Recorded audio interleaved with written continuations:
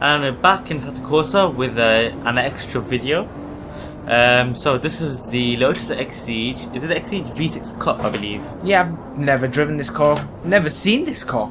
I didn't even know it existed until when I was looking through the Lotus list and thought, hang on, what's that car? Exactly. It only comes in one colour, white.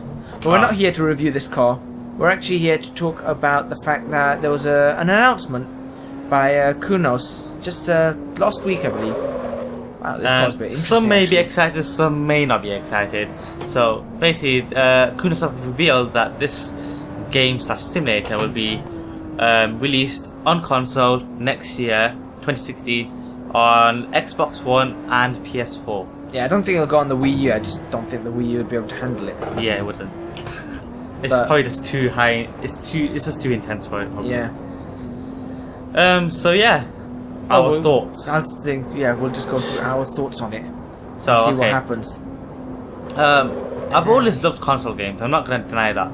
And you know. Well, yeah, you're one of the you're a huge Need for Speed. Yeah, exactly. I've always loved Need for Speed, especially with the new trailer that came out that allows you to customize cars, whatever.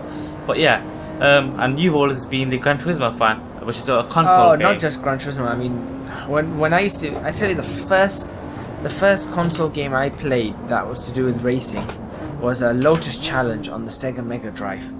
Oh yeah. That was one. It was made by EA Games, back then known as Electronic Arts. Yeah. The logo was completely it's not the logo anyone remembers. It would be the circle, square, and triangle, which later for some reason became the buttons of the PlayStation controller. Yeah. So don't know whether there was some sort of deal there between EA and Sony. But ooh, when you come off power on this car, it really slides. And you know, I played that first, and I thought, oh, you know, racing games are pretty cool. Of course, back then computers weren't powerful enough to run huge games. Yeah. I mean, we had some fantastic games on computers, but they were arcade games. Yeah, exactly. And you know, when the console came out, they were just as good as the computers.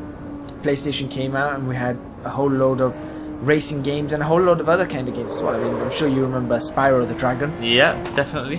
Spyro the Dragon is, you know, That was an awesome very game. Crash Bandicoot. Yeah. You know, they were all good console games, and they were made specifically for console, so you couldn't get them on PC. Yeah. And then came this era of some PC games. You know, it wasn't much, but then there was just these very few that would be only on PC. Yeah. And they were the ones that people started buying and, you know, looking at and thinking, well, hold on. For instance, Age of Empires. Age of Empires. Microsoft Flight Simulator. Basically things that needed a keyboard or more than a keyboard or a lot of computing power to run. Yeah. This car I don't like so much. Even at slow speeds, it just goes a bit. Maybe it's designed to be at high speed. Possibly. I want to see if I can drive it at slow speed because I'm not really focusing on driving so much. But yeah, you know, those things came out and they were designed for computers. And then we had some, you know, Gran Turismo was there on the PlayStation, and Microsoft had its rival Forza, you know, and they were designed for console. Yeah. And they were good on console, and they gave people a taste of what perhaps a simulator could be. But if you wanted full simulation or, you know, high levels of simulation, you always look back to the computer.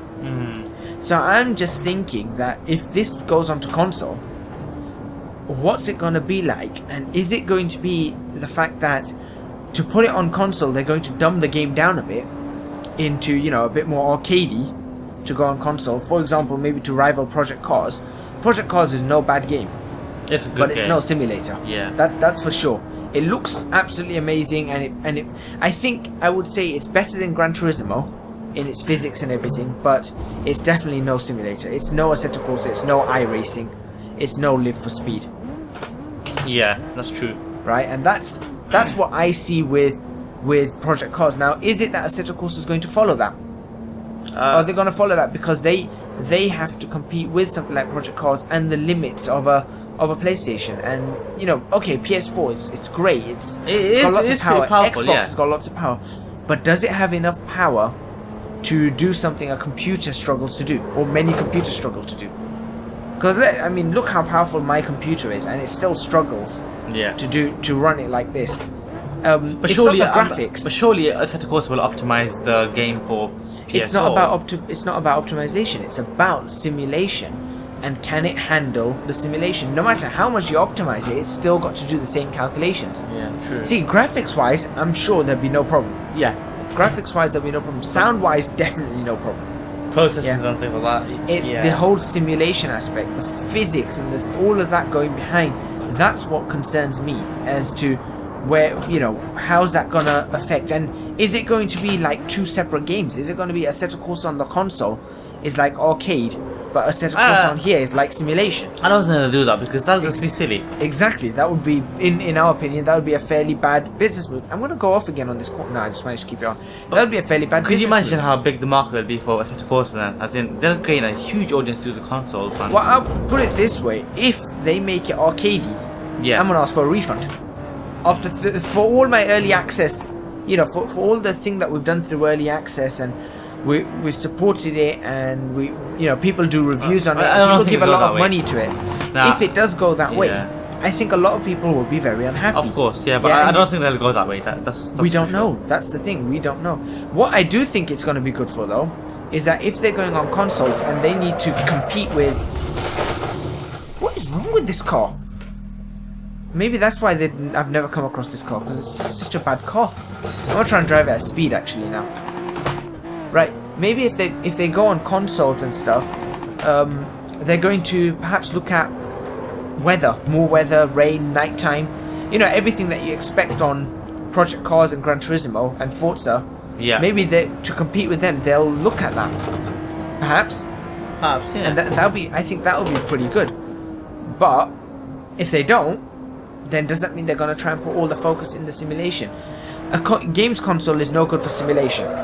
It's decent, but it'll never give you 100% on simulation, and that's what I'm worried about. Could you imagine driving with a controller? I mean, exactly. I know it can be done and whatnot, but obviously it's just it wouldn't feel as real, It's probably because we just keep racing with the G27. Well, it's not that, because I've driven all with controllers before. Yeah, true, exactly. Gran Turismo, I used to combine both controller and G27. Yeah.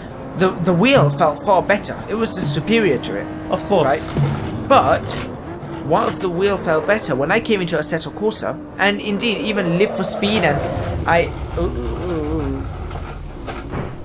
this car is horrible. Right? Even Live for Speed, anything that was on PC, it far surpassed what the PlayStation had to offer. Yeah. Yeah, and it easily surpassed what the Xbox had to offer. And it shows that even if I had a controller in Assetto Corsa, it would still be far more realistic than a controller on the PlayStation with Gran Turismo. And the wheel is just a whole new ball game. It's a totally different level. Now, can you imagine? Can't be compared. I mean, dirt rallies they're probably going to do the same. Dirt Rallies is one of those games that is kind of arcadey if you think about it. Well, it's not. If you take I know a drive the PC, on it, I know the PC one is good. It's realistic. Yeah. But if you think about it, it would actually fit in well on the console, don't you think? I don't think it would, because I think it's not. Put it this way, it's not a dirt game. It's a Colin McRae game. Yeah, it's but not. It's where not were the dirt. other Colin McRae games? The Were other they on console? They were on console and PC, and the PC was always far superior. Yeah. Yes, I played it on console. But that was also when simulation wasn't. It wasn't. You know what I think it is? I think they'll be releasing it on console just for people to have fun. Whereas the realistic players will go onto the PC and practice properly. That's true. That's and why I think that's I hope it goes that way, and it'd be good. It'd be good income for them as well. Yeah, exactly. Okay, this car is just. So I mean, wow. More just funding, wow. more cars, more track. Exactly, everything. and that's something I'm happy about. Very happy about that, because I think they deserve the funding. Yeah. But over the next few months, it's the direction that they're going to take that's going to be very telling for us fans. It's going to be very telling, and if they take the direction that we're keeping it very simulator-like, and we're going to put it on consoles and try and get the best of it, then okay, that's fine. That's great. People on consoles will be able to enjoy it. But if they go ahead and say, look, we've got to make the game far simpler, for a console to be able to handle it. And because of that, we're going to make the computer game far simpler as well. Yeah. It's not going to go down well. And I'm not saying that they're going to do that, but it's not going to go down well, and it is going to mean a lot of very upset people who have put in a lot of time and effort into buying this game in early access, either doing reviewing this game, playing the game, online leagues, and all of that. Yeah. And it's just something to think about. But overall, I think it's at the moment as we see it, I think it's a very good idea. Yeah. How they implement it, though, will show just how good it is. Yeah, we'll see next year. Yeah. Right, let's try and get one good lap out of this, and then we'll end this video. I'm not going to get a good lap out of this, am I? You know what? I don't really like the sound of this car. It's a V6. It's a V6. That's supposed to sound good. I can hear this, the 6 cylinders in there, Yeah. but it sounds very electronic. I think it's just because it's inside. Yeah, there is a little bit of an electronic noise to it. It sounds like one of those cars that would. Who is it? Is it Audi or BMW that put in the car engine sound in the speakers? It's BMW that's done that. I think Audi may have done that as well. Right, okay. Donuts, maybe? Nope. No. Doesn't even want to do donuts. Is this even rear wheel drive? It is, isn't it? Yes, should be. Yeah, of course it would be. Back in the Nope, no donuts. Ugh. Okay, I think we'll end the video there. Let us know in the comments box below what you think of the announcement, because like I said, we're in two minds. There's plus and minus to it, and we're just slightly worried to see what direction they're going to take. But overall, I think it's a good investment and a good thing for Kunos to do. So why don't you guys leave your thoughts in the comments box below, and we can have a nice debate or discussion about whether it's a good idea or not. Please remember, hit the like button if you like this video, subscribe to our channel for more videos on Assetto Corsa, and I'll see you in the next proper episode.